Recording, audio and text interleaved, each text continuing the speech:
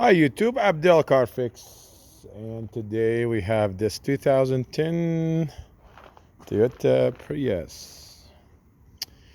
Guys, we're doing the spark plug on this car, and you have to take the wiper cover right there, and then you have to take this cowl, the wiper cowl, which just comes right there. Okay. It's all 10mm bolts, small bolts holding it. This is held like that, guys. Before you do that, you gotta take the wipers mechanism here. It's easy, 4 bolts. Take the 4 bolts out, it'll come out. As you see, I just moved it aside for now, and then I'll just put it back. And this guy come right there like that. See, this guy comes like that. Tuck it in there, and a bunch of 10mm bolts will hold it in place.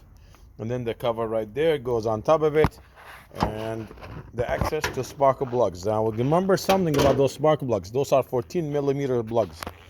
You cannot use a regular 3/8. This is small. 14mm will do the job. Or there's some special sockets like the one I have here, has a magnet. Also, that will work great in here too.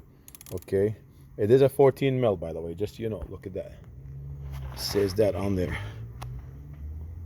See, 14mm. That's what you need to get those plugs out and replace them like any other spark plugs out there.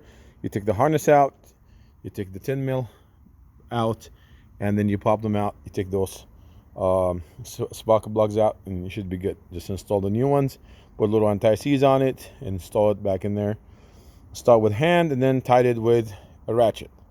Snug them, and then you can put everything back together, which is that sheet metal, made out of sheet metal, very light. It goes in the back, and that